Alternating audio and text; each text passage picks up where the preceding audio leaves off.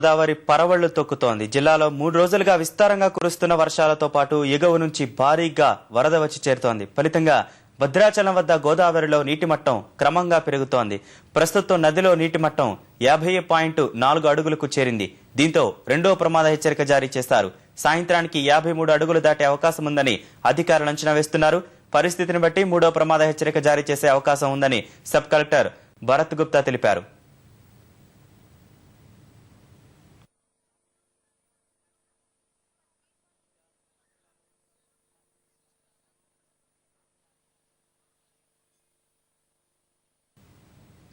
అలాగే ఎడతెరిపి లేని వర్షంతో ఖమ్మం జిల్లాలో చింతవాగు తాలిపేరు పొంగుపొర్లుతోంది. తాలిపేరు ప్రాజెక్టుకు భారీగా వరద నీరు వస్తుండటంతో నీటి మట్టం 72.50 మీటర్లకు పెరిగింది. 24 గేట్లు ఎత్తివేసి 134,000 క్యూసెక్కుల నీరు దిగువకు విడుదల చేస్తున్నారు. దండుపేట కొత్తపల్లి మధ్య వంతెన నీట మునిగింది. అటు చెర్ల తాలిపేరు వంతెనపైకి భారీగా వరద నీరు చేరడంతో రాకపోకలు పూర్తిగా నిలిచిపోయాయి. చెర్లలోని గోదావరి పరివాహక ప్రాంతంలో ఈతవాగు ఉధృతంగా ప్రవహిస్తోంది.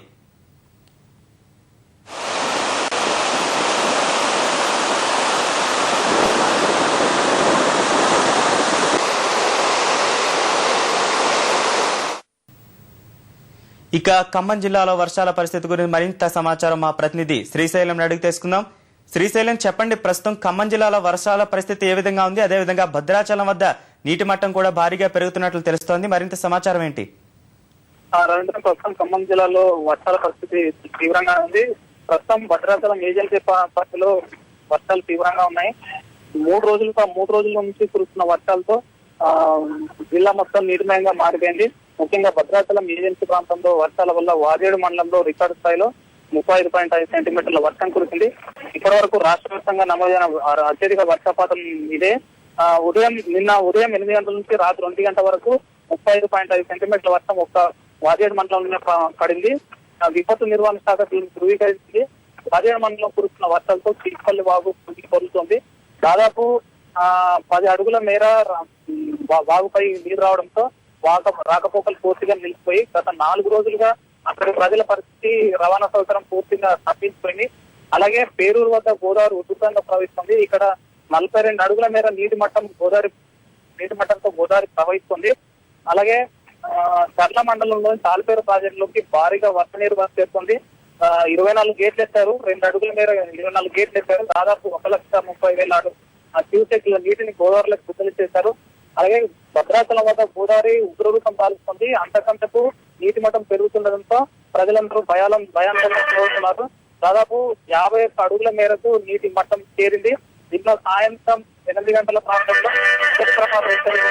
అధికారులు ఈ ఉదయం రెండో ప్రమాద హెచ్చరిక జారీ చేశారు. ఇంకా 2 అడుగులు మాత్రమే మూడో ప్రమాద హెచ్చరిక జారీ చేయడానికి ఉంది. ఇప్పుడు 2 అడుగులు చేరితే ఈ సాయంత్రంలోగా మూడో ప్రమాద హెచ్చరిక జారీ చేసే అవకాశం ఉంది. ఈ హెచ్చరిక నేపథ్యంలో లోతట్టు ప్రాంతాల్లో ప్రజలను సురక్షిత ప్రాంతాలను తరలించేందుకు లాంచీల్లో నాటుపడలను పంపిస్తున్నారు. ఉన్నతాధికారులు అప్రమత్తం చేస్తున్నారు.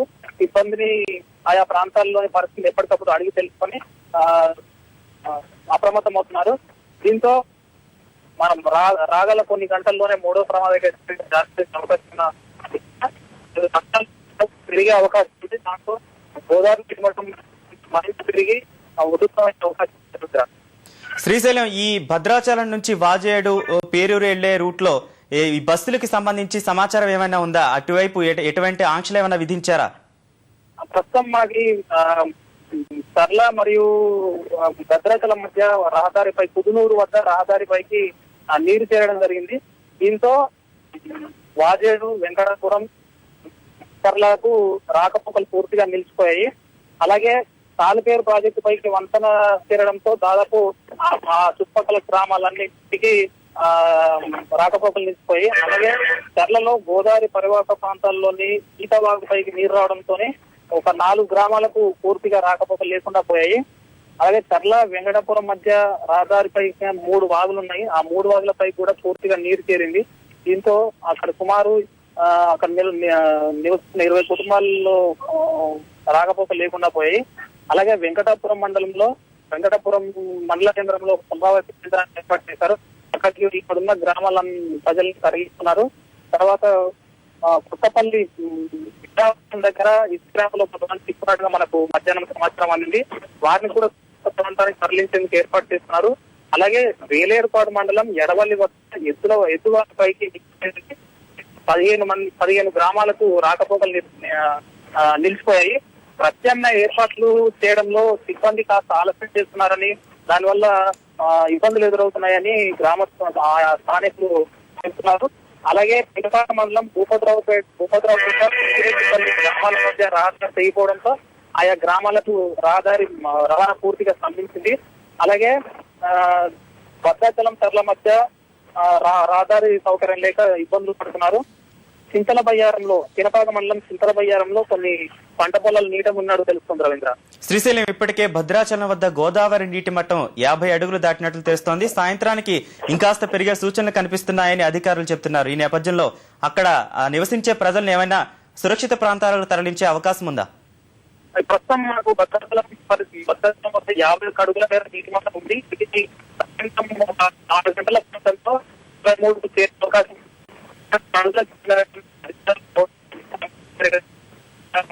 ఈ నేపథ్యంలో మెల్లిపాక అటువైపు గోదావరి ప్రాంతంలో ఉన్న ప్రాంతాన్ని ఏర్పాటు చేస్తున్నారు, సిద్ధం చేస్తున్నారు. ఈ మేరకు ధన్యవాదాలు శ్రీశైలం వివరాలు అందించినందుకు.